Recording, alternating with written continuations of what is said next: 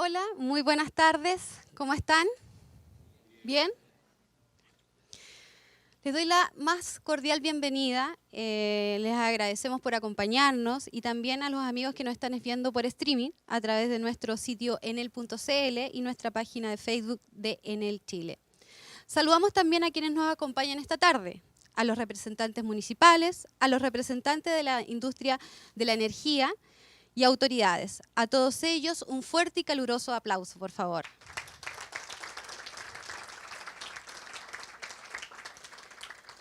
Como pudieron ver en el video, en diciembre se llevará a cabo la COP25 en Chile. Como en él, queremos aportar en el debate a nivel país sobre las diversas temáticas relacionadas con el cambio climático. Esta iniciativa se enmarca dentro del ciclo de charlas ligadas al cambio climático, donde ustedes también podrán ser parte, ya que realizaremos una charla una vez al mes con destacados líderes de diferentes áreas, del sector privado, público, académicos, entre otros. Esto para poder abordar los desafíos que nos plantea el cambio climático desde las diferentes perspectivas y en forma integral. Hoy tenemos la alegría y el orgullo de lanzar nuestra primera charla con un invitado estelar. Pero antes de presentarlos, vamos a invitar a nuestro gerente general, Paolo Palotti, que nos entregará algunas palabras. Paolo, por favor.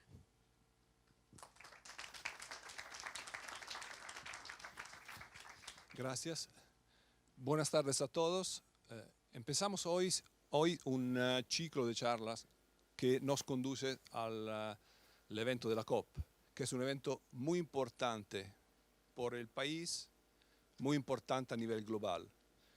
En un momento donde el cambio climático es siempre más fuerte como impacto, y donde en Chile esto se ve de manera muy fuerte, porque Chile es uno de los países más sensibles, más expuestos sobre esto. Pero también tiene la buena cosa que puede desarrollar herramientas para no impactar a nivel cuantitativo, porque claramente el Chile es un país pequeño, pero tiene la posibilidad de hacer ejemplo. Y hacer ejemplo en el año de la COP es una oportunidad muy importante que necesitamos disfrutar al máximo. Y hacer ejemplo significa trazar hacer una guía, trazar un sendero donde ir para empujar este riesgo, esta amenaza que es global. Esto se puede hacer con todo lo que ya está en Chile, con un cambio de matriz de generación. Entonces, una transición de esta energía en una energía limpia, con acciones de contaminación de las ciudades. Todo esto en Chile ya está. En Chile está en algunas cosas, es pionera.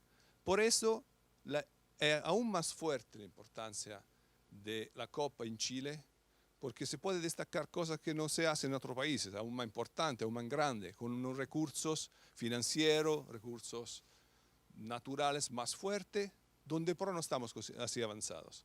Entonces, la invitación para todos es participar en estas charlas. Este ciclo es importante porque nos permite de compartir lo que son los elementos más importantes que se vamos a ver, que se vamos a destacar en la COP, y al llegar en este evento, todos con una mirada muy clara de lo que puede pasar, y lo que podemos tentar para resolver este problema. Yo no voy a quitar mucho tiempo a este día porque tenemos unos speakers de excepción y para mí es importante que nosotros disfrutamos estos y vamos a pensar como cada uno, como ciudadanos, lo que podemos hacer. Porque tenemos claramente una responsabilidad sobre qué hacemos, cómo actuamos y cómo vamos a dejar este país y cómo vamos a dejar este planeta por las generaciones futuras. Entonces, yo dejo la palabra a Antonella, que va a introducir la charla, y claramente escuchamos con mucha atención lo que pasa hoy. Muchas gracias.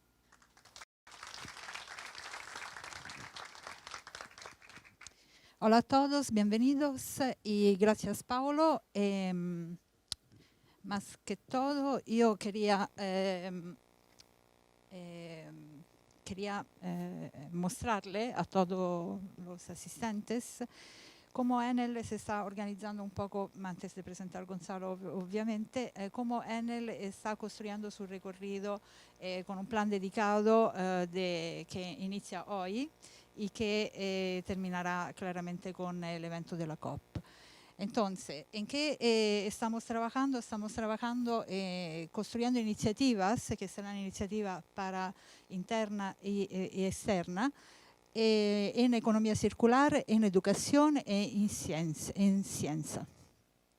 Relativamente a la economía circular, ustedes saben que nosotros como líderes de las renovables tenemos un compromiso exactamente con lo que estamos instalando y que será de lo que estamos instalando hoy, que será de estos equipos mañana, pasado mañana y en todo su ciclo de vida. Entonces, el tema del fotovoltaico con los paneles solares es uno de los temas que estamos abordando exactamente para solucionar el término de ciclo de vida de cada uno de ellos. También hemos lanzado un concurso de sostenibilidad orientado al cambio climático y economía circular, o sea, como nosotros mismos, mediante nuestros proyectos, en nuestra iniciativa de negocio, podemos efectivamente integrar las variables del cambio climático y de economía circular para que nuestro negocio mismo sea más sostenible, para que nuestra iniciativa y proyectos y procesos también sean siempre más sostenibles. Eso se lanzó ya el 6 de junio y atención a todos también los externos, porque es un proyecto que prevé alianzas. No se trabaja solos, sino se trabaja en alianzas con ONG, universidades, asociaciones, instituciones. Y una de las características de este concurso es realizar proyectos que serán después seleccionados, premiados según parámetros muy específicos, que son los criterios de economía circular y cambio climático, exactamente de acuerdo a lo que será la forma en que ustedes todos incorporarán competencia externa para poder realizar su proyecto. También somos parte del Desafío Circular con Corfo, prevé una serie de iniciativas y de talleres en que estaremos presentes y en que también vamos a involucrar nuestros proveedores. Nuestra misión para esta COP es efectivamente, si se puede reducir en una palabra, la inclusión. Incluir todo en este grande recorrido, ser más conscientes del cambio climático y actuar de acuerdo a los criterios de adaptación y de mitigación que es necesario que actuamos. Entonces, la parte de educación también es súper importante. Tenemos claramente ese ciclo de charla que iniciamos hoy con Gonzalo Muñoz, que pero van a seguir con la Marina, que es aquí presente, con David Falcone de Deloitte, con Alex Godoy de la Universidad del Desarrollo, con Andrés Santiville, para ver efectivamente también la sociedad más vulnerable, cómo impacta el cambio climático y qué podemos hacer nosotros para que esto, para que esto se evite. Y claramente la palabra de la Fundación WINAI, que es la fundación científica de Enel en conservación de la biodiversidad marina y terrestre. Y también queremos involucrar nuestro cliente en este recorrido de conocimiento y de concientización sobre el cambio climático, así que vamos a extender el ciclo de charla sobre el cambio climático en la Junta de Vecinos y prevemos involucrar por lo menos 400 personas en un ciclo de charla con 10 citas sobre cambio climático. Esto será en conjunto con un meteorólogo muy famoso aquí en Chile, que el nombre no me lo acuerdo, pero sé que es Giancarlo, ¿cuánto? Eso, que es muy famoso aquí en Chile, entonces también la gente asiste muy participativamente. Y además iniciativas como la de la reforestación que claramente hemos iniciado en Quillota con la plantación de 100.000 árboles, y esto también es parte del proceso educativo de la población, en este caso de Quillota, que estamos fomentando en conjunto con la Universidad Católica y la Municipalidad de Quillota. También vamos a hacer una iniciativa en el planetario, El planetario será la sede en que vamos a proyectar e invitar a los niños estudiantes de Santiago y de regiones también para ver efectivamente este video que estamos realizando junto con el equipo del planetario, y claramente están todos invitados a la inauguración que se prevé en octubre. Play Energy es un programa corporativo que este año se orienta al cambio climático, entonces se prácticamente fomentan a los estudiantes para que con su creatividad encuentren soluciones que sean soluciones sostenibles para resolver problemas de sus barrios, de sus escuelas. Y eso también es parte del programa de educación que vamos a lanzar este año en todo Chile. Ciencia, vamos a realizar en Huinay un Focus On en la semana, los primeros días de octubre. Es un Focus On sobre cambio climático. Vamos a llamar expertos de cambio climático, lo invitaremos en nuestra fundación Huinay.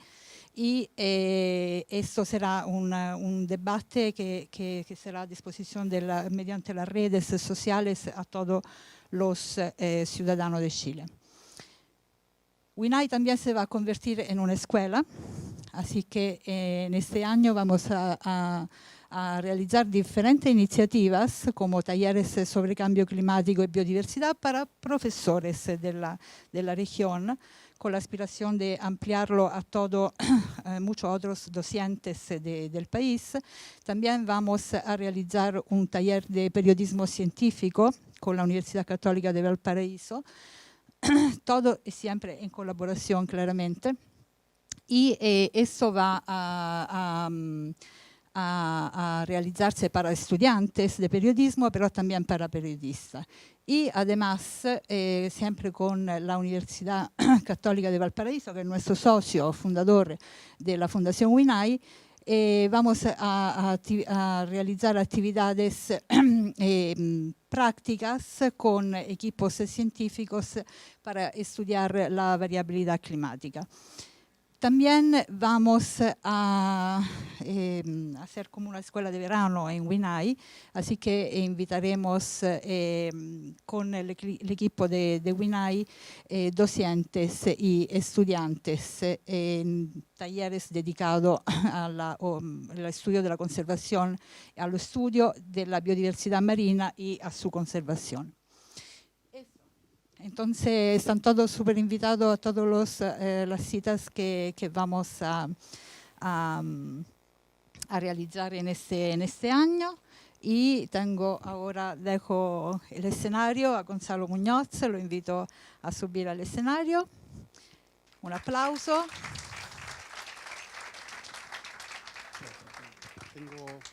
Perfecto. Bueno, Gonzalo Muñoz es campeón de la COP25, significa que el presidente Piñera, el presidente de Chile, lo bautizó en un sentido para ser asesor de todas las iniciativas y contenidos de la COP25. Y además es el fundador de una empresa muy importante, que es una empresa B, que es la empresa Triciclo, y con que nosotros mismos estamos trabajando. Hemos trabajado mucho en el diagnóstico de residuos aquí en la oficina para el edificio corporativo, con toda la iniciativa de cero residuo, y también con el diagnóstico que se realizó en todas las comunidades que estamos involucrando en este recorrido hacia un reciclaje y un consumo más consciente de los productos. ¿Vale? Gracias. Muchas gracias, Antonella. Muchas gracias, Paolo, y a todos por venir. Espero que se escucha. Lo subimos un poco. Ahí sí, ahí se escucha mejor. Bien. Bueno, muchas gracias por venir. Espero que lo que les voy a mostrar sea, primero, novedoso. No tengo por qué asumir que esto es tema novedoso. Es más, quizás sería bueno que no fuera novedoso y que estemos todos ya en la misma página. El tema de la COP25, como ya muchos de ustedes saben, está directamente vinculado a tomar acción climática. Y ese es mi rol, mi mandato hasta fines del 2020, es el de movilizar la acción climática en todos los actores no estatales. Ese es el rol del High Level Champion y es un cargo que define el gobierno que acoge la COP, el gobierno anfitrión, y pone a disposición una persona para movilizar la acción climática en todo el mundo, partiendo, en mi caso, por una acción tan contundente como la de las empresas, pero también involucra, por supuesto, a la sociedad civil, involucra a los gobiernos locales y finalmente a cada una de las personas que estamos, a todos los ciudadanos, digamos. Y entonces lo que me gustaría es que la reflexión que nos llevemos es cuánto van a hacer los gobiernos, cuánto están haciendo los gobiernos, cuánto pueden hacer las empresas, cuánto están haciendo las empresas, pero finalmente cuánto podemos hacer los ciudadanos y en qué minuto ya el tiempo de acción no es solo un tiempo de acción para concluir las facetas de negociación a nivel de los estados, sino que es un tiempo de acción para que cada uno de nosotros tome decisiones concretas que nos movilicen hacia la carbono neutralidad. La crisis climática... ahí cambió. No, ahora sí. ¿Vuelvo todo de nuevo? ¿No? Ok. La crisis climática es una realidad absoluta. Y es válido que haya personas que tengan dudas. La verdad es que las personas que tienen dudas, yo creo que tienen dudas fundamentalmente porque tienen miedo, porque no es una noticia agradable enfrentarse a un drama tan contundente como el que nuestra actividad esté cambiando la realidad del entorno natural. Que el entorno natural esté cambiando de forma acelerada y eso ponga en riesgo muchas de nuestras actividades, la salud de las personas, la coexistencia con millones de especies, la posibilidad que tengamos de acceder a recursos tan vitales como es el agua o los alimentos. Es natural que de una u otra forma sea una noticia que nos asuste, de la misma noticia, de la misma forma como nos asusta cuando nos dicen que estamos enfermos, de la misma forma como nos asusta cuando nos dicen que tenemos cáncer. Y hay una similitud entre el cáncer y la crisis climática, porque son acciones, son problemáticas que tienen feedback retardado. Si tú tomas acción cuando ya las consecuencias son evidentes, ya es tarde. Tienes que tomar acción al inicio de la percepción de esas consecuencias. Todavía estamos a tiempo de tomar acción, pero no tenemos mucho tiempo más. Y eso es parte del desafío que estamos enfrentando, no solo como país, sino que, como dijo Paolo, a nivel global. Y para empezar a contextualizar no solo el drama, la complejidad, sino que además la realidad que estamos viviendo hoy en día, me gustaría que veamos este video cortito. I would like the young people in the world to know that we are facing an existential crisis. A crisis they have not created, but they are the ones who are going to be most affected by it. And that is unfair.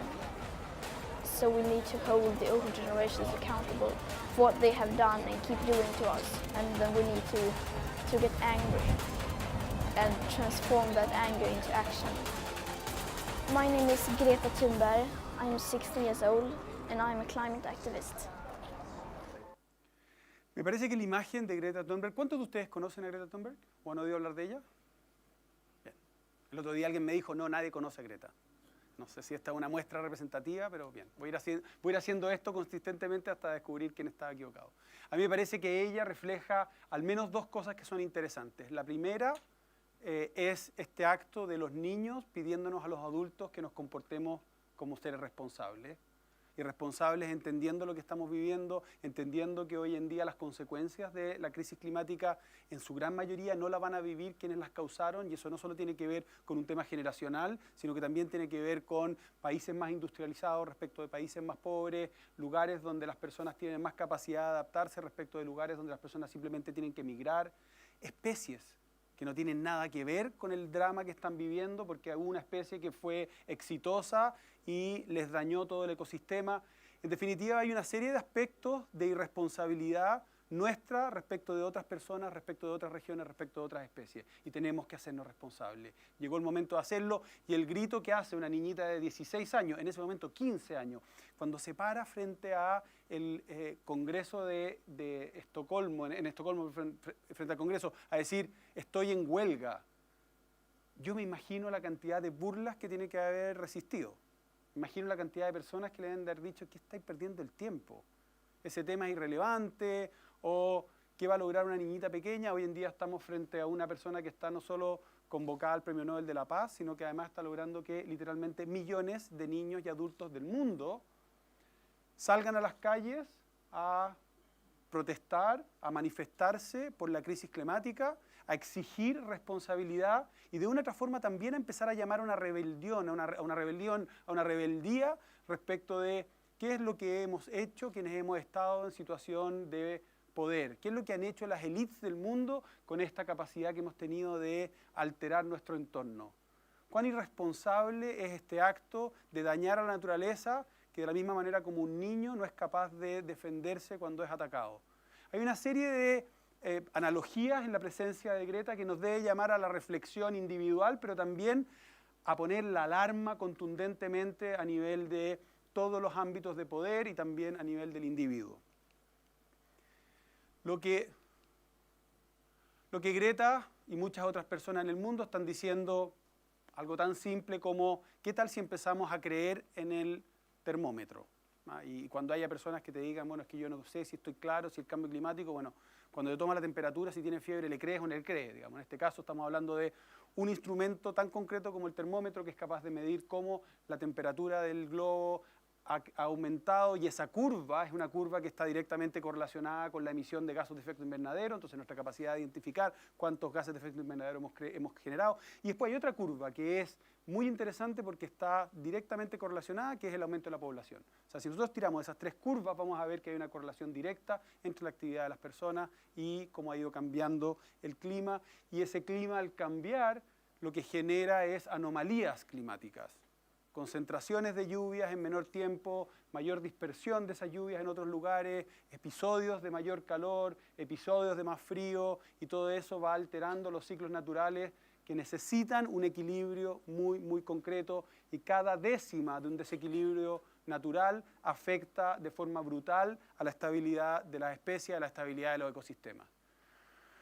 Eso empieza a hacer también que en muchos lugares las aguas suban, y hoy en día estamos ya enfrentando lugares que están con alto y próximo riesgo de desaparecer. Hoy en día existe de hecho un grupo de países que se llaman los Small Islands, que son países que están enfrentando la realidad de que van a desaparecer. Algunos de ellos ya están desapareciendo y muchos de ellos saben que su deadline es de aquí a 10, 15, 20 años más, y por lo tanto exigen acción inmediata porque eso los está afectando tan directa y tan concretamente como que los hace desaparecer.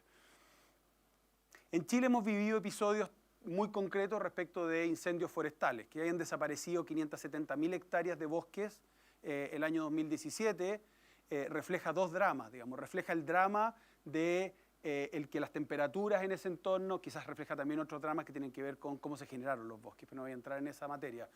Hay una dimensión que tiene que ver con el hecho de que las temperaturas hayan en muchos casos impedido que fuésemos capaces de controlar incluso incendios forestales en zonas que tradicionalmente eran más frías y donde llovía, pero por otro lado el que hayamos perdido la capacidad de captura que tienen 570.000 hectáreas de bosque es un drama relevante para efectos de los objetivos que tenemos como país, pero para efectos del planeta también tiene una incidencia más que relevante. Muchas de las pérdidas de biodiversidad, muchas de las pérdidas de capacidad de captura también tienen que ver con cómo hemos ido haciendo uso de la naturaleza en mecanismos que muchas veces generan más daño que el beneficio que se persigue. Pero al mismo tiempo, como les decía, hoy en día estamos enfrentando escasez de recursos tan necesarios como lo es el agua, y eso no solo implica que haya menos agua para desarrollar ciertas actividades. Hoy en día una de las grandes realidades que estamos enfrentando con el cambio climático, con la crisis climática, es la de las migraciones forzosas a partir de la crisis climática. Hoy en día en muchos lugares del mundo, una de las peores manifestaciones de inequidad que tiene la crisis climática es la cantidad de personas que simplemente tienen que dejar su espacio para ir a habitar en un lugar donde puedan tener las condiciones para poder desarrollar sus actividades básicas. La crisis climática es a su vez una crisis social brutal que tiene una serie de manifestaciones, de nuevo, donde las personas más afectadas son, en la gran mayoría de los casos, las personas que menos las generaron, y por otro lado, efectivamente hay una dimensión que tiene que ver con cómo nosotros en nuestro acto irresponsable estamos afectando a otras millones de especies que están desapareciendo o que están viendo sus ecosistemas degradados y tremendamente afectados. Entonces, si yo no le creo a Greta, si no le creo al termómetro, bueno, por lo menos le podría creer a David Gilmour. ¿A quién le gusta Pink Floyd aquí? ¿Quién no le cree a David Gilmour? Y el que no, empiece a escuchar buena música, por favor. No es un reggaetonero, es uno de los mejores artistas del mundo. Acaba de subastar sus guitarras, las guitarras de David Gilmour. Ustedes no saben lo que es ese tesoro para destinar todo ese dinero a el trabajo por la crisis climática. Y si no le creen a él, bueno, créanle a Joseph Stiglitz, premio Nobel de Economía, hace pocos días atrás, lo de David Gilmour creo que es de ayer, lo de Joseph Stiglitz es del 7-8 de este mes, de junio, en que dice, la crisis climática no es otra cosa que nuestra versión de la Tercera Guerra Mundial. Ese es el nivel de involucramiento que debe exigirnos a cada uno de los ciudadanos y a los estados, y el nivel de urgencia y acción que tenemos que tomar es asociando la crisis climática con una tercera guerra mundial. Y si no le creen a ninguno de ellos, ni a Greta, bueno, entonces créanle a Indiana Jones, que es el más bravo, porque si no le creíste te va a poner la misma cara que está poniendo ahí Harrison Ford, es uno de los grandes promotores de la acción climática y tiene algunas manifestaciones muy contundentes en sus exposiciones, particularmente con la rabia respecto de cuando nosotros estamos eligiendo políticos que no creen en la ciencia. Lo que ellos están diciendo... Ups, me fui. ¿Es capaz de volver? Lo que ellos están diciendo y manifestando, no sé si uno más y corre video, sí. Este es un gráfico que está mostrando cómo aumenta la temperatura las emisiones en cada uno de los países del mundo desde el comienzo de la era industrial hasta los años, digamos, actuales. Lo interesante que tiene es que, bueno, a un color más oscuro es mayor emisiones, color más claro menos emisiones. Es interesante ir viendo cómo, en la medida que la humanidad fue progresando, se fue convirtiendo de nuevo en una especie exitosa, fue migrando en sus capacidades industriales, fue generando esta externalidad negativa que hoy en día nos tiene tan mal atrapados. Pero al mismo tiempo esa imagen, que es la imagen de 2016, nos muestra cómo claramente las emisiones atmosféricas no son otra cosa que una consecuencia del modelo de desarrollo. Y si queremos lograr el desarrollo de Europa, el desarrollo de Estados Unidos, Canadá, Australia, en fin, de los países conocidos como países desarrollados, a través de la misma ruta que recorrieron ellos, olvídense. Piensen que ahí incluso en blanco tiene una serie de países africanos que necesitan imperiosamente avanzar hacia el progreso y el desarrollo. Pero no podemos permitirnos como humanidad que la ruta del progreso sea efectivamente la que recorrieron los países industrializados. Esa es parte de la tensión que está en juego. ¿Cómo hacemos para lograr el imperativo moral de facilitar el que esa mitad de la población del mundo que vive con menos de $2,5 por día acceda al progreso y al bienestar sin que eso signifique que terminamos de destruir el planeta si ya está en condiciones altamente deterioradas? Entonces lo que necesitamos es una ruta alternativa. Eso es lo que está en juego. ¿Cómo hoy, no solo en materia de emisiones atmosféricas, en temas de basura, en temas de degradación ambiental a través de pérdida de biodiversidad, consumo de agua, una serie de aspectos en los cuales estamos requiriendo la naturaleza, pero no la estamos respetando en términos de su capacidad de regeneración? Tenemos que descubrir una ruta alternativa, eso es lo que hoy en día estamos trabajando. Y para recorrer esa ruta alternativa tenemos ciertos focos de atención.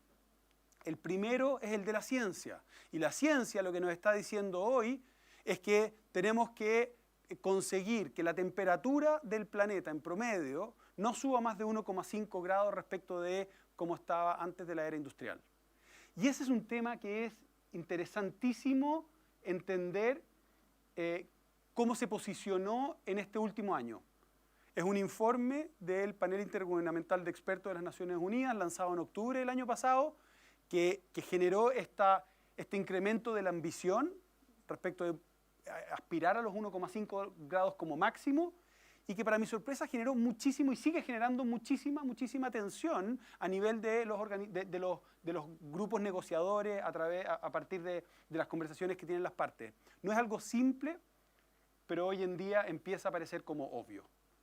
Y hoy en día la discusión en muchos de los paneles en las Naciones Unidas o en el Convenio Marco de las Naciones Unidas para el Cambio Climático están basados en démosle relevancia a la ciencia, respetemos las líneas, los lineamientos que nos traza la ciencia y por supuesto todo esto también en un contexto de los 17 ODS en que el 13 es acción por el clima, pero muchos de ellos hoy en día están apuntando a este anhelado desarrollo sustentable donde cada uno de esos temas está interrelacionado. La historia de las COP, de una u otra forma, comienza el año 92. El año 92, en la Cumbre de la Tierra, por fin nos pusimos de acuerdo como humanidad de que teníamos la embarrada en el planeta y que ese problema que se había generado era causado por nuestras propias actividades, era causado por el desarrollo y la forma como estamos logrando el progreso. El año 97, en Kioto, se logra articular un protocolo buscando replicar de una u otra forma lo que se había logrado con los gases refrigerantes. No sé si alguno de ustedes se acuerda cuando antes los gases, los aerosoles, los gases refrigerantes tenían clorofluorocarbono o gases que afectaban la capa de ozono. Entonces con el protocolo de Montreal se logró controlar eso. Se quiso replicar de alguna manera eso con Kioto, pero no todos los países firmaron el protocolo de Kioto. Al menos fue interesante para poner cierta claridad respecto de los gases de efecto invernadero como elemento que generaba gran parte del problema. El 2015, casi 20 años después, por fin pudimos ponernos de acuerdo en un gran acuerdo que es el Acuerdo de París. Y eso quizás para la ciudadanía aparece como algo banal, digamos, bueno, se pusieron de acuerdo. El hecho de que se hayan demorado 20 años es porque realmente es muy complejo que los países se pongan de acuerdo y firmen todos lo mismo. La COP, la Conferencia de las Partes, que por cierto es un genérico, la COP de la que estamos hablando es la Conferencia de las Partes de Cambio Climático, hay otra COP de biodiversidad, hay COP de distintos tipos, digamos, es un instrumento que tienen los países para ponerse de acuerdo, pero la de Cambio Climático ha pasado a ser la más relevante. Exige que cuando se llegue a un acuerdo sea por consenso, estamos todos de acuerdo. Y por lo tanto el Acuerdo de París es una joya que tenemos que cuidar. Nos corresponde a todos los ciudadanos de este mundo cuidar ese acuerdo y fortalecerlo y hacerlo más ambicioso, en ninguna de nuestras decisiones eventualmente ponerlo en riesgo. ¿Qué ocurre por lo tanto en ese contexto con la COP25? Como les dije, tenemos un acuerdo el 2015, ese acuerdo de París se empieza a implementar el 2020. El próximo año empieza la implementación. Los países tienen que empezar a jugar el juego que ellos prometieron. Sin embargo, en octubre del 2018 aparece este informe del IPCC que dice, ojo, que la ambición tiene que ser aún mayor. Entonces, los 4 grandes números que hoy tenemos que tener en mente y los 4 grandes números por los cuales tenemos que trabajar son estos. 2020 como el año en que los países tienen que rehacer sus apuestas. Las apuestas se llaman NDC, National Determined Contribution. Esas apuestas las tienen que rehacer y hacerlas más ambiciosas del 2020 porque, y estamos esforzándonos en que así sea, la ciencia marca que tenemos que ser más ambiciosos.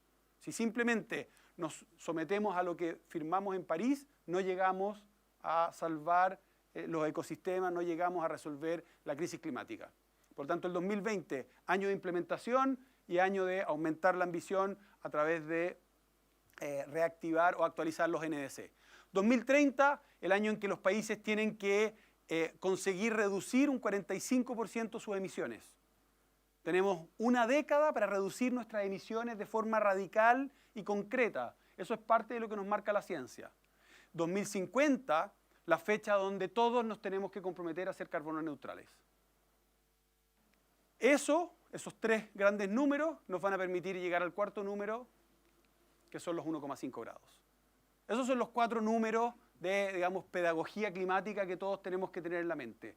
¿Cómo cada uno de nosotros va a contribuir a que las NDC de los países, los NDC de nuestro país, sean lo más ambiciosos posible al 2020? ¿Cómo vamos a contribuir a que las emisiones se reduzcan un 45% al 2030? ¿Cómo vamos a contribuir a que el 2050 seamos carbono neutrales y finalmente lleguemos a final de siglo no habiendo aumentado la temperatura a más de 1,5 grados? Esta es la curva que lleva el planeta hoy. Esa es la curva que establece París. París apuntaba a no aumentar la temperatura a más de 2 grados. Esa es la curva que tenemos que construir para llegar a 1,5 grados. Y aquí yo espero que se le apriete la guata, porque hacer ese cambio es radical. Esto no es fácil, esto no es obvio. Esto es generar cambios contundentes en la forma como habitamos, en la forma como entendemos el bienestar, en la forma como entendemos el progreso. No lo vamos a lograr por inercia vamos hacia arriba. Por inercia el tema solo sigue agravándose.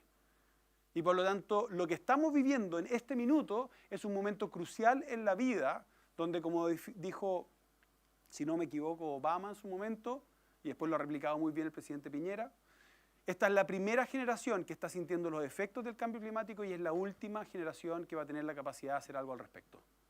No es un tema para que le dejemos a nuestros hijos o a nuestros nietos. Si no hacemos lo que tenemos que hacer, el futuro que les estamos heredando es de terror.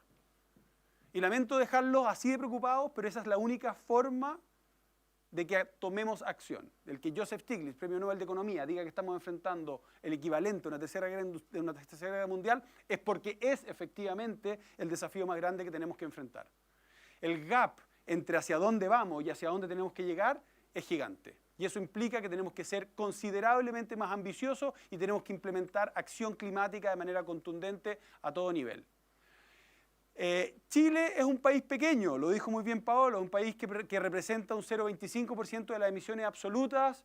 Claudio me lo enseñó muy bien, si nosotros sumamos todos los países que tienen menos de 0,25% de emisiones, sumamos 25%, por lo tanto, si lo que Chile muestra es relevante, entonces quizás podemos estar mostrando una vía de desarrollo alternativa para todos los países que somos pequeños, pero además tenemos que hacerlo porque efectivamente cumplimos con 7 de las 9 condiciones de vulnerabilidad respecto de la crisis climática. Y miren esta foto lo interesante que es. La ministra Smith al centro asume la presidencia de la COP25, de hecho la asume el primer día de la COP25 en diciembre y la entrega el primer día de la COP26 en Londres el próximo año. Por lo tanto, la verdad es que la presidencia de Chile va a ocurrir todo el próximo año. Tenemos todavía un año y medio de estar permanentemente en modo COP. Pero no solo ella tuvo esta acción de liderazgo al tomar este bastón que se cayó de Brasil, esto es como una posta, a Brasil le tocaba, porque la COP le tocaba hacerse en América Latina, y pocos días antes de tomar el bastón de la posta, Brasil lo dejó caer, y solo lo podía tomar un país de América Latina, el país que se puso a disposición fue Chile, en un acto de liderazgo y arrojo, bastante riesgoso, por supuesto, pero que empieza a hacer bastante sentido. El ministro Llobet heredó de la ministra Jiménez la presidencia del Carbon Pricing Coalition y el ministro Larraín hoy en día preside la coalición de ministros de finanzas por el cambio climático. No sé de algún momento, algún país que haya tenido ese nivel de liderazgo en distintas industrias. Lo que muestra esto es cómo el tema deja de ser un tema meramente ambiental. Esto deja de ser un tema de eventualmente tu ideología o tu emocionalidad y pasa a ser un tema que empieza a ser totalmente transversal a las distintas industrias. La energía y las finanzas tocan todo. Y ese momento y la responsabilidad y la capacidad que tiene en él de ser parte de esa conversación es posiblemente una de las cosas más fascinantes de lo que puede ser el legado de Chile en la COP25 para el mundo. La apuesta, por supuesto, es mover la aguja y comprometer a la acción para una economía neutra en carbono. ¿Qué es una economía neutra en carbono? Climate change occurs because we emit more gases than plants, oceans, and nature are able to absorb.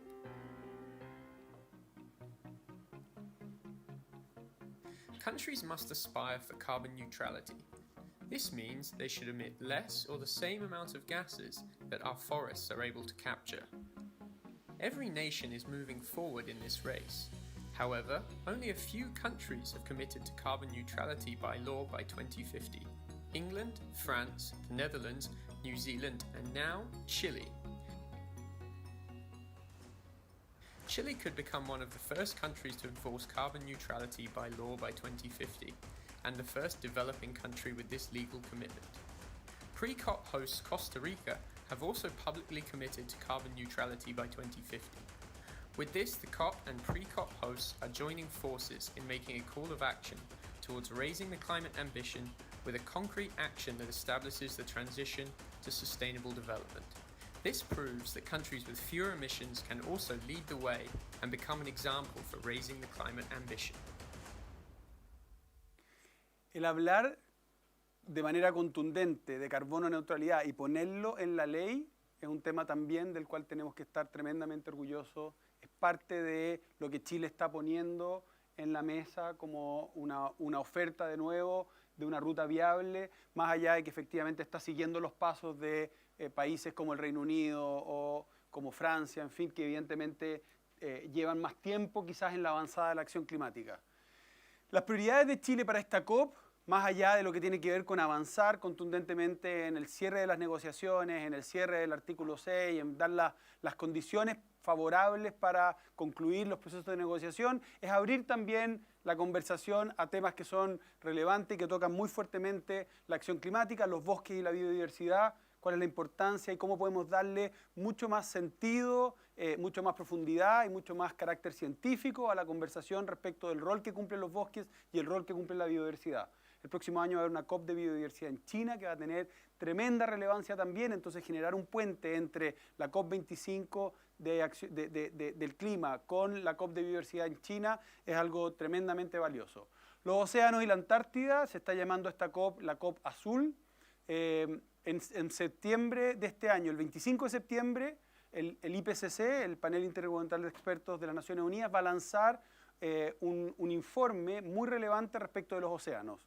Y eso nos va a dar mucha mayor claridad de cuál es la capacidad que tienen los océanos de secuestrar carbono, cuál es la capacidad de algunas zonas eventualmente de estar emitiendo CO2 o gases de efecto invernadero, cuál es el estado de salubridad que tienen hoy en día los océanos, y esa va a ser una base fundamental para la conversación efectivamente en la COP25 y por supuesto la Antártida como un polo relevante de frío para el planeta.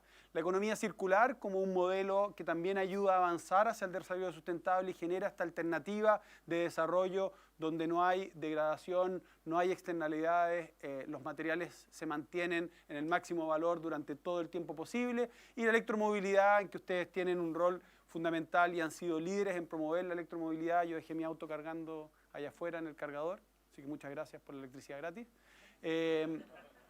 Y sabemos que la electromovilidad tiene un factor clave, así como lo tiene las finanzas. Aquí estoy metiendo yo, esto ya es Agenda Champion, los cuatro son los cuatro grandes elementos que la presidencia ha definido.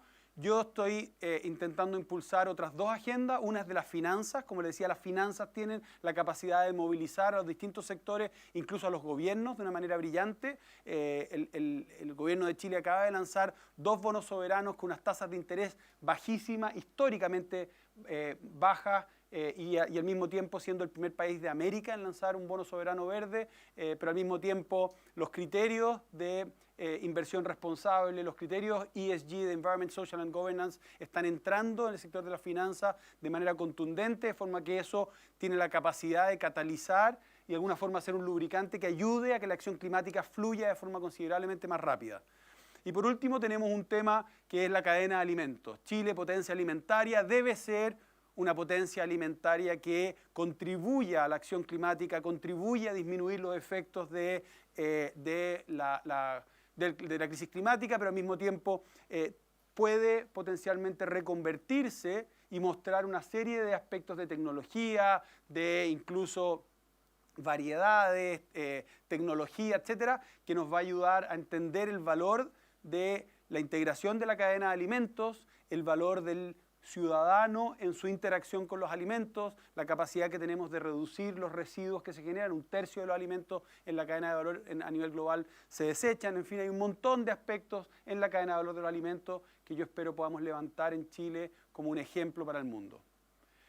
Respecto de la electromovilidad, por supuesto, yo creo que ustedes saben considerablemente más que yo, desde el punto de vista de no solo cuánto contribuye el sector eléctrico, pero además cuánto contribuye el sector transporte a las gases de efecto invernadero y cuánto de todo eso se puede resolver si promovemos la electromovilidad primero, pero después también todos los mecanismos de movilidad limpia para el transporte de carga. Viene un siguiente desafío, ¿no? Una vez que superemos el tema del automóvil individual, y superemos el tema de los autobuses y potenciemos los trenes, etcétera. Después se nos viene un desafío gigante con el transporte de carga. Probablemente estamos en las fases iniciales de generar un cambio radical en la forma como nos transportamos.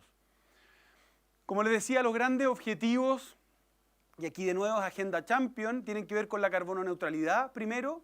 Y cuando hablamos de carbono neutralidad yo no hablo del 2050, yo hablo del 2030.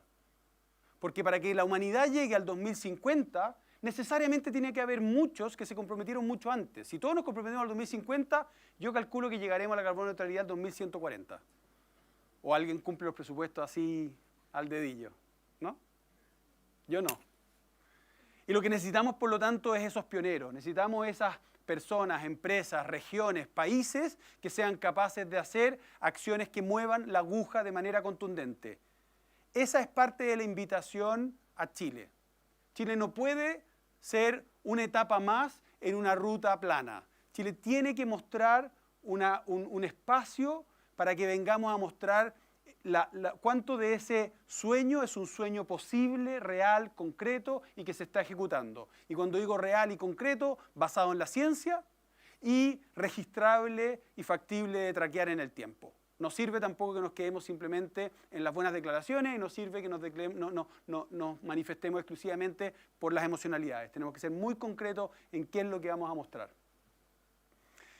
Uno de los elementos que está cambiando radicalmente es lo que ustedes están liderando en muchas dimensiones, que es el cambio de la matriz energética de Chile. Cómo esa matriz energética está cambiando de manera radical de combustibles fósiles o hidroeléctrica a fuentes renovables, muchas de ellas a partir del poder de la energía solar. Es un ejemplo que yo creo que nos va a hacer sentir muy orgullosos cuando nos demos cuenta de cuán ejemplar es eso a nivel global. Eso no está ocurriendo en todos los países y hay condiciones muy especiales, no solo desde el punto de vista geográfica, no tiene que ver solo con las condiciones ambientales que tenemos como país, sino que además, de nuevo, el acto de liderazgo de tomar esas condiciones y llevarlas a que sean una ventaja competitiva.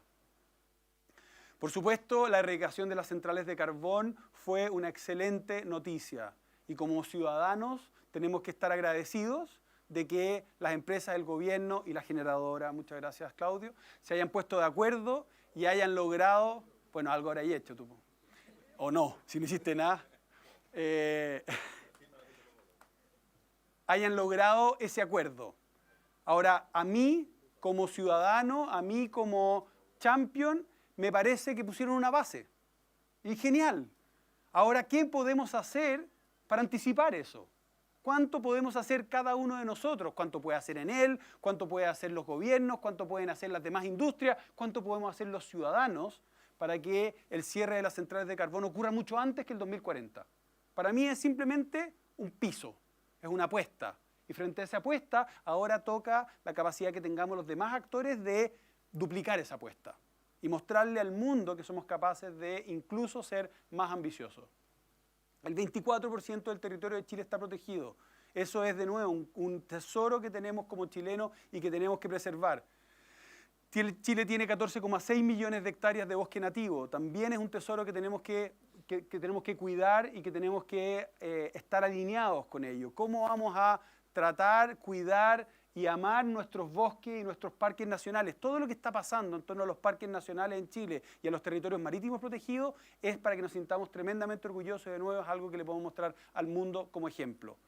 La ley de responsabilidad extendida al proveedor, no todos los países lo tienen. Un país de nuestro tamaño, con nuestro nivel de desarrollo, que se atreva a poner esa discusión, también es algo que contribuye fundamentalmente a la preservación del medio ambiente y al desarrollo sostenible. En Chile somos el tercer país del mundo en lanzar un pacto por los plásticos para reorganizar la industria de los plásticos de modo que no sean productos lineales, sino que sean productos circulares. El primer país fue el Reino Unido, el segundo fue Francia, el tercero es Chile. Y en Chile tenemos además somos el segundo país con la mayor número de buses eléctricos del mundo, y eso ustedes también han sido parte, y eso también es un elemento del cual tenemos que estar tremendamente orgullosos. En definitiva, las reglas del juego no es que estén cambiando, las reglas del juego ya cambiaron. Y de nuevo, las reglas del juego en alguna manera las cambian las compensaciones a nivel de los países en la COP, la cambian los países cuando toman decisiones internamente como las que está tomando Chile al pasar una ley, al comprometerse de esa manera, la cambian las reglas del juego las empresas cuando tienen la motivación, el coraje, la determinación de dar los pasos al frente que contribuyen a ese desarrollo, lo hacen los territorios locales también cuando son capaces de crear ordenanzas que efectivamente contribuyen y lo hacemos los individuos, pero no solo los individuos, cada uno de nosotros, sino que lo que estamos viendo también en el último, lo que les decía, el segundo elemento del ejemplo de Greta, es maravilloso, porque es justamente el poder del individuo llevado quizás a la mínima expresión. ¿Cuántos de nosotros creeríamos que la agenda global podía ser afectada positivamente por la determinación de una niñita de 15 años de pararse frente al Congreso a decir estoy en huelga? Bueno, de una u otra forma, aparte de eso, debiera mostrarse en este país pequeño que tenemos, que es pequeño en emisiones absolutas, que es pequeño de alguna manera geográficamente, pero que tiene la capacidad de movilizar a otros. Eso es lo que tenemos que lograr, porque si logramos eso a nivel de país y lo logramos a nivel de individuo, créanme que vamos a lograr pasar por esta crisis y mostrar cómo en la acción somos capaces de pasar a la carbono neutralidad y finalmente superar la crisis climática. Muchas gracias.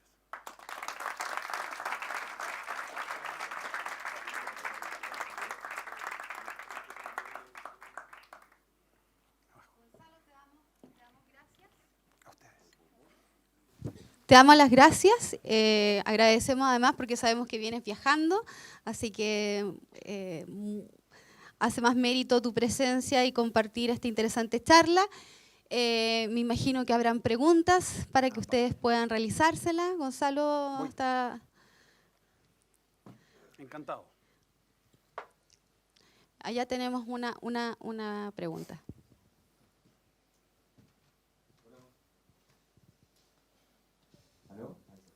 Hola Gonzalo. ¿Tu nombre? Fernando Vagóndez, equipo de comunicaciones. ¿Tú crees que Chile puede alcanzar el nivel de gestión de basura que tiene Suecia, por ejemplo, que importa anualmente cerca de 700 toneladas de basura? O sea, eso quiere decir que muchos países como el nuestro probablemente están mandando sus residuos, no sé, electrónicos, un montón de tipos de residuos que no se pueden gestionar acá, a esos países. Igual genera probablemente también un tipo de economía adicional en base también a los residuos que se generan y que pueden sin duda ayudar al cambio climático, a la conversión.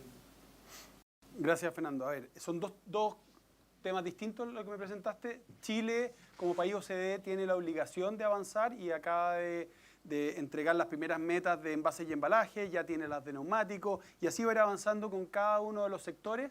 Te diría que lo primero que es interesante que va a pasar este año, yo cruzo los dedos de que lleguemos con tanta agenda ambiental, puede que eso se entrampe, pero si no este año, el próximo, es que Chile va a pasar ciertos reglamentos de manejo de residuos orgánicos. Cuando hablamos de basura domiciliaria, el 50% de tu basura es orgánico. Entonces, si queremos realmente atacar el problema rápidamente desde el punto de vista del volumen, eso es lo primero que tenemos que hacer. Si eso se complementa con la capacidad de ir, además, lanzando, lo más interesante de la ley REP, o lo que se espera, es que logre generar los incentivos aguas arriba para que se cambien los diseños. Ese es el cambio mayor. El cambio mayor no necesariamente ocurre aguas abajo cuando tú recuperas más, sino que es cuando tú generas menos. Y ahí me voy a ir al caso de Suecia. Varios países europeos, en su migración de la matriz energética, en un momento determinado empezaron a transformar sus centrales termoeléctricas en centrales waste to energy. Y lo que hicieron de una u otra forma es generar dos problemas. El primer problema es que se comprometieron con las emisiones. Son países que de una u otra forma necesitan mantener activas centrales que funcionan con grandes volúmenes. Y muchas veces volúmenes de materiales con alto poder calorífico, fundamentalmente polímeros, materiales provenientes de fuentes fósiles. Esas centrales además operan a un nivel de ineficiencia altísimo. O sea, la verdad es que muchas veces incluso con el incremento de las restricciones, los filtros empiezan a ser filtros cada vez más exigentes y por lo tanto la energía del filtro muchas veces es mayor que la que genera la misma planta. Pero el segundo gran problema, bueno, y ahí lo que hacen es que mandan la pésima señal. Porque si tú como ciudadano, y tú mismo te la compraste, digamos, pero qué genial. Yo puedo seguir generando toda la basura del mundo porque estos tipos lo que necesitan es, ellos le importan. ¡Qué fantástico! Error. Cada uno de nosotros tiene que comprometerse a generar menos y tenemos que lanzar la señal aguas arriba de ustedes, señores industrias, empáquenme los productos, ojalá con 0 residuos. No me traspase su ineficiencia, no me traspase su incapacidad de diseñar mejor a mí como usuario, a mí como ciudadano. Cuando un país está anclado en la industria del waste to energy, está realmente en una caja china. El segundo problema es que, bueno, y eso los lleva a estar emitiendo muchas veces a nivel local una cantidad de emisiones que tienen que empezar a comprometer a partir de sus NDs, de su NDC, tienen que empezar a reducir. Y en el minuto en que empiezan a reducir las plantas de waste to energy, la basura se les aparece. Entonces, no es una solución el quemar los residuos, que es lo que han hecho en algunos países de Europa, y hoy en día están teniendo que aprender las dos cosas, aprender a generar la energía o migrar esa energía a una energía renovable y limpia, pero por otro lado, a realmente hacer desaparecer la basura, no a través de transportar esas moléculas de carbono a la atmósfera. Habían dos otras alternativas que estaban utilizando los países. Una de ellas era mandar la basura a Asia. La basura electrónica muchas veces a África, pero mucha basura se estaba yendo a Asia. Y China, el 1 de enero del 2018, hizo un green fence, hizo un cierre de las fronteras para efectos de importación de residuos. Dijo, no recibo ni un gramo más de basura. Y hoy en día, de hecho, hay todavía, si no me equivoco, el equivalente a 12, 15 buques con contenedores de basura que están disponibles para volver a los países de origen. A mí me tocó estar en Vietnam monitoreando barquitos que rebotaban de país en país porque los demás países empezaron a decir, oye, nosotros vamos a hacer lo mismo. Frenamos la importación de residuos. Y eso ha hecho que la basura empiece a aparecer aguas arriba. Tercer elemento era el plástico en los océanos. El plástico en los océanos no necesariamente era el destino de los plásticos de Europa, pero sí en muchos países de Asia, en muchos países de África, e incluso algunos países de América Latina. El flujo de polímeros a los océanos estaba generando y está generando un drama brutal que nos ha hecho aparecer también la problemática y toda esa problemática no se resuelve por la vía de hacerlo desaparecer agua abajo, se resuelve por la vía de resolver el diseño de los productos, de los materiales y de los modelos de negocio aguas arriba.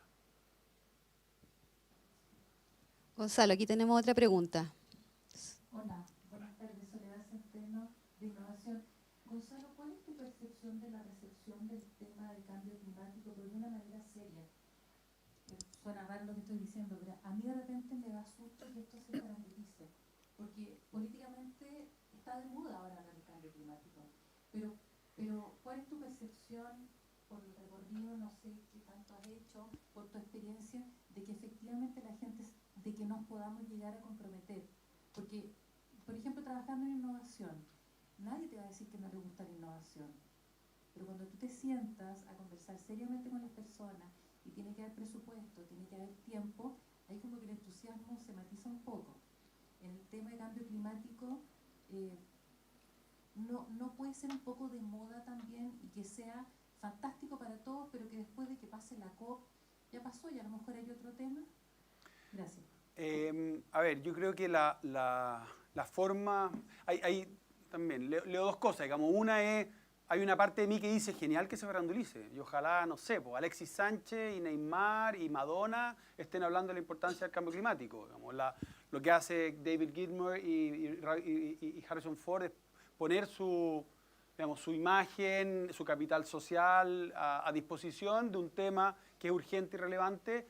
Esa dimensión a mí me encanta. Creo que tenemos que llegar a hablarle al ciudadano en el lenguaje del matinal.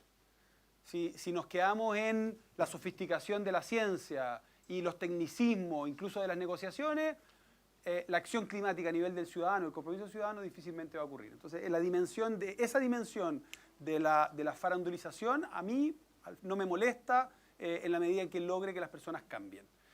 Cuando hablamos de las organizaciones y los gobiernos, lo importante al final son los compromisos vinculantes. Cuando estamos hablando de un país que pasa una ley, cuando estamos hablando de una empresa que lo pone en los estatutos o que se compromete de manera vinculante a cumplir un compromiso de carbono neutralidad antes de 2030. Y estamos hablando de esos argumentos cuando hablamos de ciencia y cuando hablamos de rastreabilidad.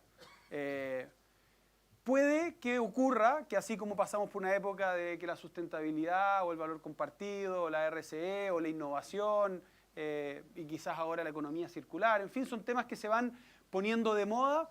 Bueno, en la medida que se integren al vocabulario, genial, y buscaremos otro término que sea, porque nos interesa simplemente ir innovando en el vocabulario, pero esos temas se han ido poniendo en la agenda. Yo lo hablaba la semana pasada con el embajador, le decía, yo creo que Chile ya ganó.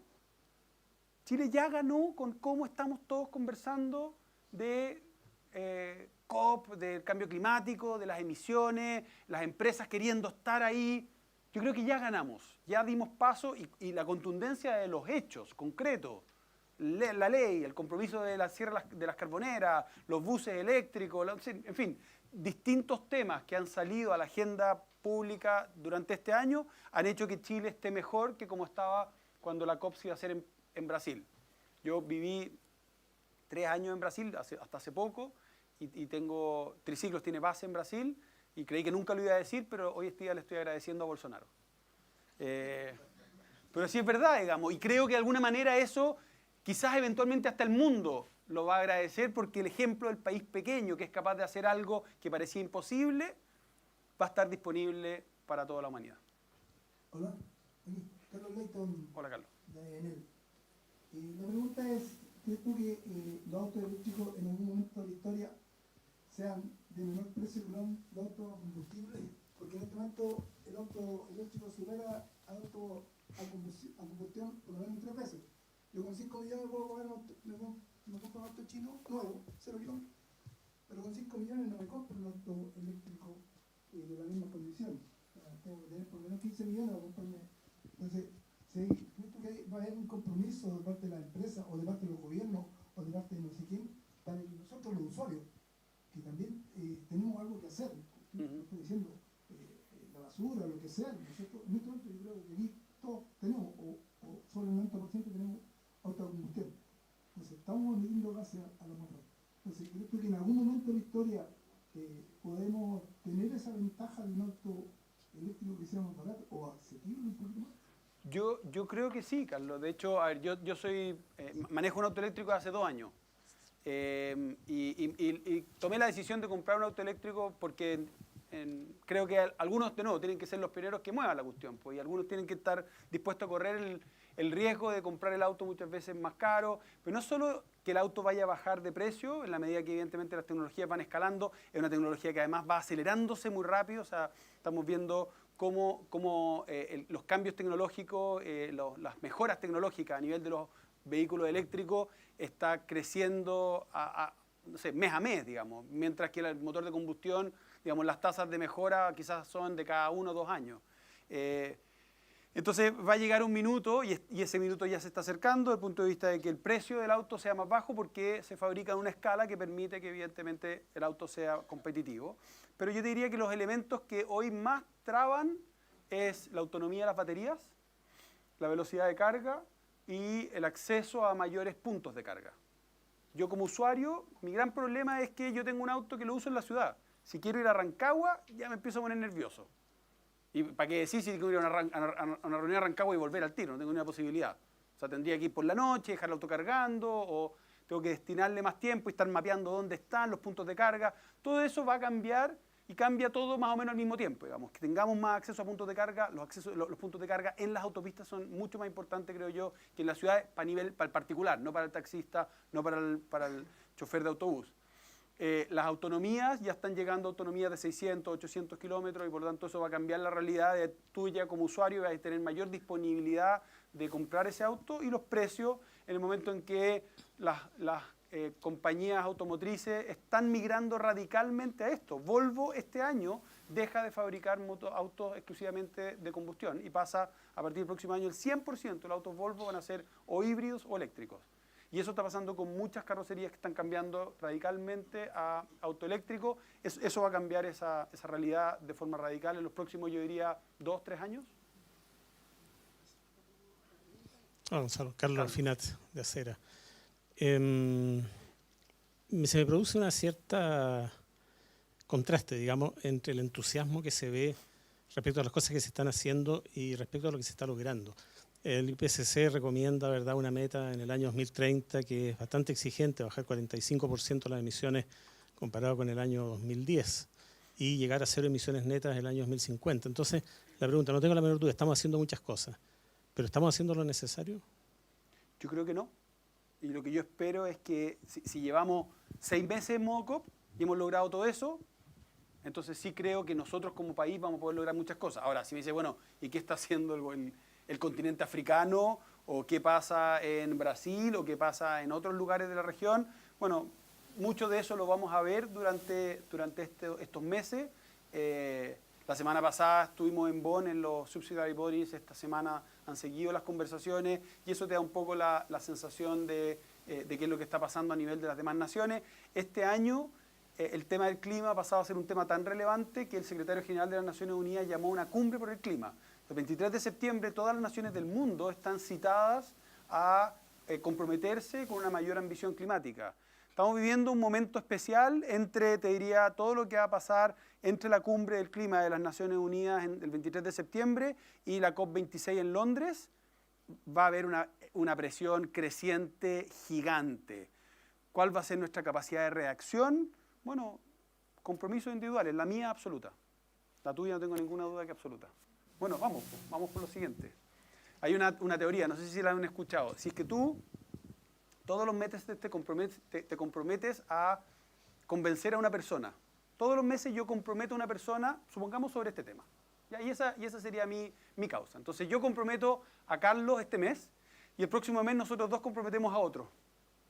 Y después esos 4 comprometen en el siguiente mes a otros 4. Y vamos así. ¿Y realmente nos comprometemos? ¿Saben cuándo el 100% de la humanidad está comprometida? En 33 meses. ¿Vamos? Oye, mi pregunta, Claudio Sebas de la generadora, mi pregunta conecta muy bien con lo último que dijiste. El cambio climático, y me gustaría que tú pudieras compartir tu reflexión, tiene probablemente una expresión muy dura en el futuro en términos de equidad, en términos de que probablemente en la dimensión tecnológica, la dimensión de empresas que están tremendamente activas, toda esa parte va a ser parte de la solución. Pero creo que los efectos van a tener un fuerte componente en equidad y fuerte componente en aquellos que en tu modelito de 2 y 2 convencer a otros va a haber muchos que tú no vas a poder convencer y que al contrario va a haber una reacción y que se ha visto los chalecos amarillos en otras partes que a mí me preocupa. Va a haber más migraciones, va a haber la sequía, tú lo mostrabas, pero eso va a ser... Entonces, ¿cuál es tu reflexión en vencer esas barreras o evitar, de los aprendizajes de lo que te ha tocado ir conversando, en evitar de que este rebote ocurra? Es que estas Naciones Unidas, estas conversaciones macro, se reúnen las empresas, se reúnen en este mega evento, sino que en evitar que tengamos una ola casi como de los antivacunas, de los anti no sé qué, y de que definitivamente culpen a los grandes de siempre, no sé qué, y que no seamos capaces de construir esta cosa colectiva donde efectivamente terminemos preocupándonos de aquellos más vulnerables de los efectos del cambio climático. A ver, mi propuesta como champion en todas las reuniones es lo que necesitamos es traer evidencia. La evidencia es suficientemente contundente para entusiasmar a muchos, lo cual no quiere decir, y sería muy ingenuo de mi parte, imaginar que no va a haber fricciones. Y evidentemente, como humanidad, necesitamos convivir con esas fricciones. Pues yo creo que no las vamos a poder evitar en muchas de las dimensiones, como tú decías, los aspectos asociados a la inequidad, la fricción respecto de industrias que están quedando obsoletas. Lo mismo que está pasando ahora con el tema de la astronadora o no la astronadura, el tema de las fricciones que ha generado por los dos lados el tema del cierre de las carboneras, porque tienen los que te encuentran que este gobierno se convirtió en un gobierno comunista y por otro lado los que te encuentran que en realidad no hicimos nada. Vamos, hay de todo. Fricciones respecto de países que tienen evidentemente intereses creados y que quieren estirar el chicle lo máximo posible. Fricciones respecto de que todo esto de una manera también nos va a generar salir de muchas zonas de confort donde estamos acostumbrados, etcétera, etcétera, etcétera. Sería ingenuo decir que no vamos a tener fricciones. En mi rol, yo le estoy sacando la vuelta a todas las fricciones posibles, digamos, porque tengo un universo de oportunidades de seguir entusiasmando a actores que están quizás en la duda o que están haciendo cosas y son invisibles o que hay que conectarlo, digamos. Todavía estamos en el espacio donde está ni siquiera lleno de low-hanging fruits. Estamos con fruta en el suelo, digamos. Recojamos esa fruta, después vamos a los low-hanging fruits y después nos subimos a la escalera. Pero va a haber fricciones. Buenas tardes, Berenice del Departamento de Sostenibilidad de Enel. Yo justamente enganchando un poco con la pregunta de Claudio, o sea, yo tengo una preocupación, y no solamente vista en el tema cambio climático, es justamente cómo incorporar la juventud, que son los que manifiestan hoy día, que saben de que se trata de su futuro, cómo se están incorporando en realidad en todas las decisiones que se están tomando. Yo personalmente tengo la mayoría de mi familia de los jóvenes en Europa. Yo estoy preocupado viendo con tu hija que habla mucho de nuevas organizaciones, no sé si escuchaste Extinction Rebellion, sí. por ejemplo, que son liberales. Ujú. Y ellos tienen como un rechazo hacia los gobiernos, un rechazo hacia la ONU, porque dicen, mire, estos son las típicas organizaciones donde en puertas cerradas, entre los grandes, toman decisiones, pero nosotros marchamos en la calle, un poco lo mismo con una chaqueta amarilla, cómo en realidad abordarlos, incorporarlos, en qué medida con la COP, ellos son partícipes. Y no estoy hablando de programas educativos en alguna escuela, sino que ellos tengan su opinión, tengan, digamos, una mesa donde pueden aportar. Lo primero, y aquí te voy a dar varias dimensiones de esa respuesta. Como persona, yo como Gonzalo empatizo infinitamente. Les encuentro toda la razón. O sea, llega un minuto en que hay que estar hastiado, digamos, cuando la cuestión al final no se mueve, es válido, digamos. Es bien interesante porque tanto Fridays for Future como Extinction Rebellion están basados, desde el punto de vista de la ideología, en el movimiento de Gandhi. Lo que los mueve es eso. Lo que los mueve es, de una u otra forma, provocar a través de actos pacifistas muchas veces incluso el bloqueo del sistema para lograr generar grandes cambios. Evidentemente que hoy y este año han pasado a ser un elemento central dentro del programa. Sería miope de nuestro lado no incorporarlo.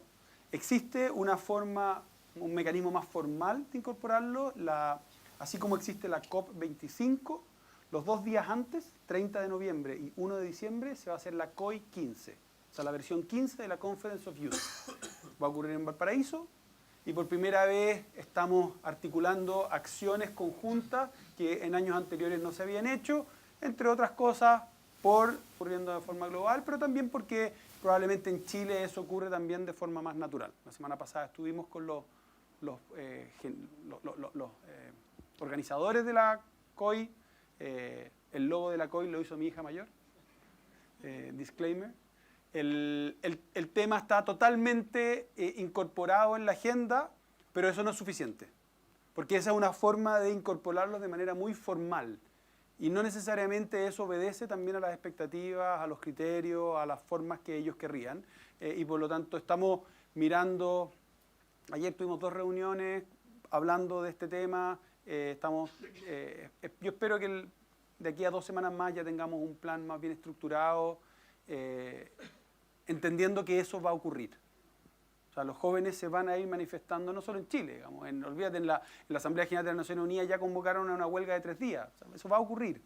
Y hay una dimensión de eso que yo la aplaudo. Evidentemente, lo interesante es, uno, que se mantenga la manifestación de manera pacifista, de modo que eso no se convierta en una excusa para desmanes ni otro tipo de manifestaciones, que no se enturbie tampoco el lenguaje, ni las propuestas o las exigencias o los pedidos, pero por otro lado también el que de ahí salga algo poderoso que permita cambiar la realidad.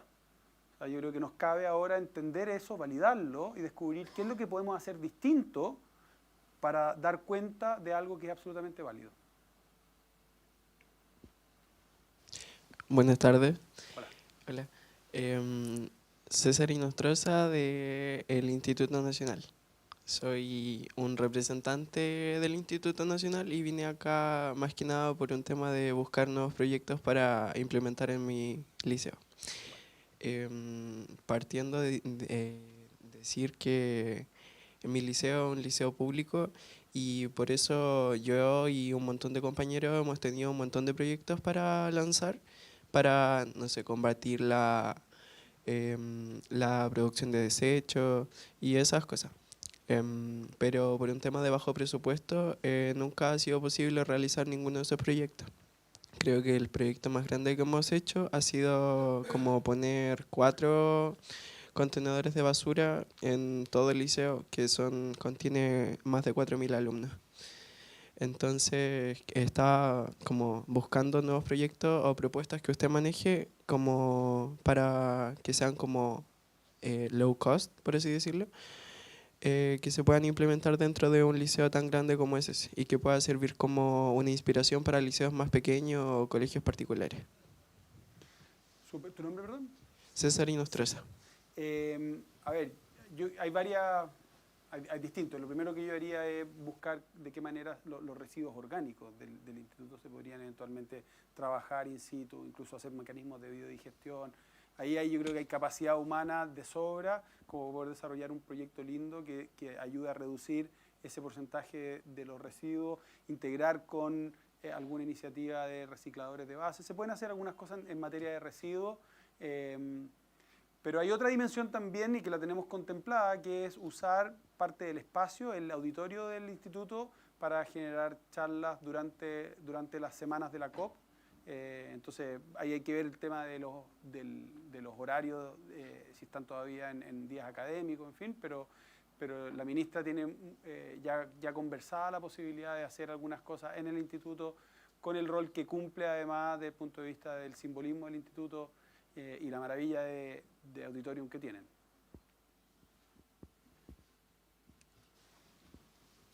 Bien, Gonzalo, te damos las gracias con un fuerte aplauso por esta tremenda presentación. Además tenemos un regalito para ti que te lo va a entregar José. Es un presente para que te lleves un recuerdo, recuerdo de tu participación en nuestro ciclo de charlas. El cable, necesito el cable. Sí, no tengo el conector para enchufarme ahí. Bueno, ¿quieren saber quién es nuestra segunda invitada para la charla que sigue? Por favor, muy atentos, corre video.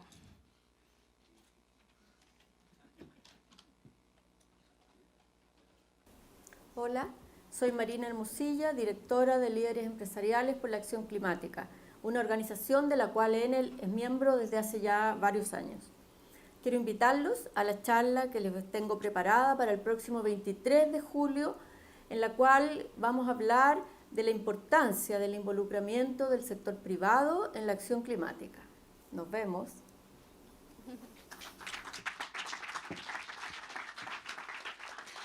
Bueno, y con la invitación de Marina, que nos acompañará el próximo 23 de julio, finalizamos la primera jornada del ciclo de charlas sobre el cambio climático y los dejamos invitados para la próxima. Así que agradecerles la presencia, agradecerle también a nuestros amigos que nos están siguiendo por streaming y será hasta la próxima. Muchas gracias.